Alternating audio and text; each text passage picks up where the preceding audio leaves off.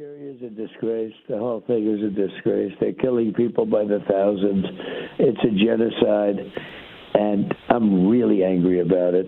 We have seen how America now is threatening Venezuela for different reasons, for economic reasons we know of. So the reason that there's a genocide in Nigeria is just an excuse. They just want that excuse.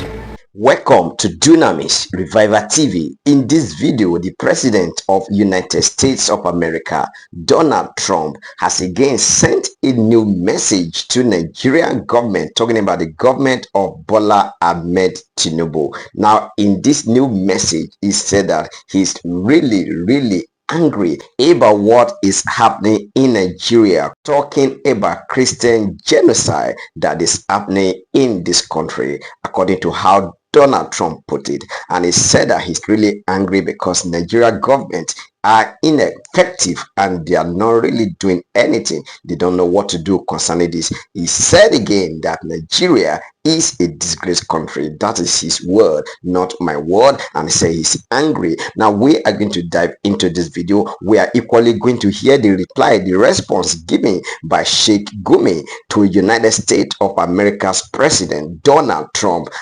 So I want us to dive into the video. Let us hear what Donald Trump is saying again this time around concerning Nigeria. And we are going to hear also how Sheikh Gumi responded to this new message that is coming from United States of America. What can we get out of all of this? As Donald Trump is saying that he's really angry about the situation of Nigeria. Don't forget you can be part of this discussion. Send your comments using the comment section, and please subscribe to this channel if you are new here. God bless you, and I'll see you next time. Nigeria is a disgrace. The whole thing is a disgrace. They're killing people by the thousands.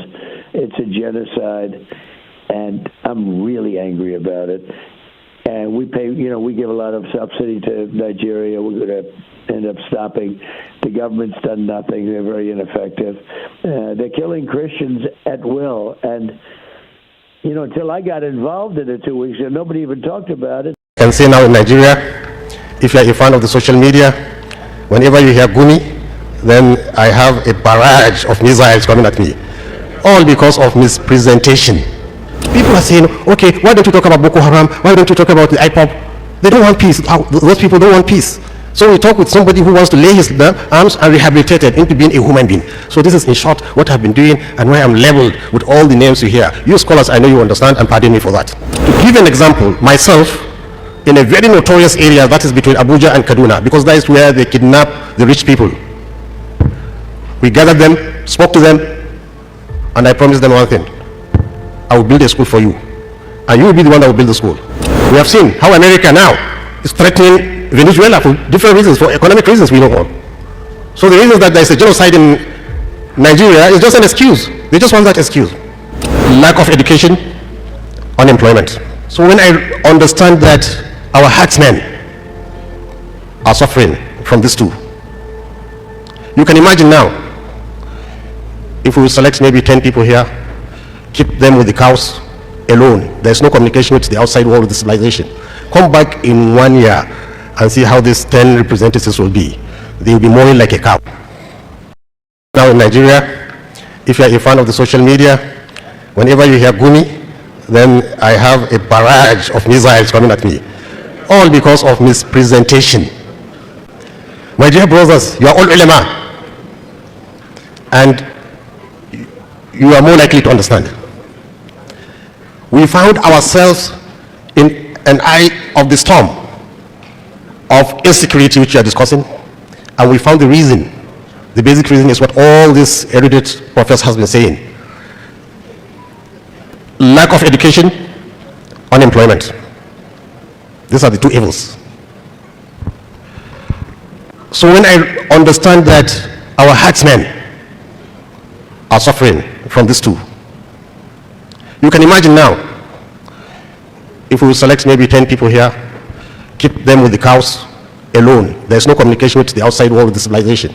Come back in 1 year and see how these 10 representatives will be. They will be mooing like a cow. If you don't give man education, he'll be an animal. So I said, the best way to combat insecurity is to go and see the source of the insecurity. in trying to go there and establish contact with them and open channels for them to get educated, then it became a problem.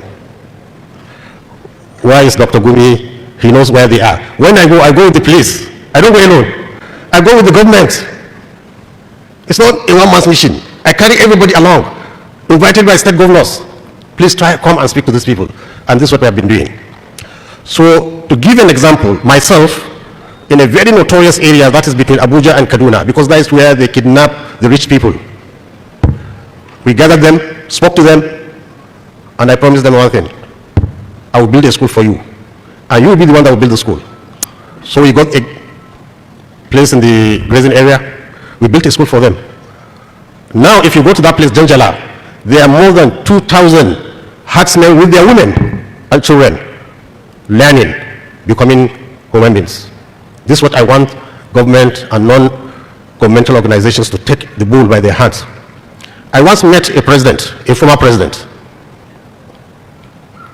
I told him, I heard on the YouTube, the richest man in Nigeria or in Africa saying, you made them billionaires.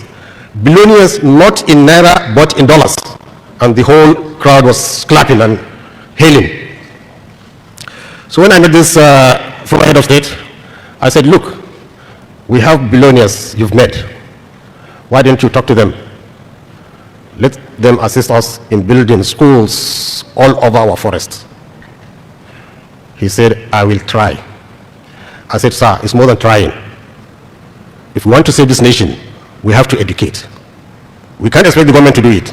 But since we have rich men, and rich men from that area, if we talk to them as ulema, you know how rich men, when you go to their doors, they think you're coming to beg for your own self. He said, I will try. And I think he's still trying. We don't get cooperation, neither from government, neither from the political influencers, neither from the rich men. So these people are left there forced into being criminals because of lack of education and lack of employment. How do they have lack of employment? It is because for a long time their cattle was rustled and everybody was it's just a news in the newspaper.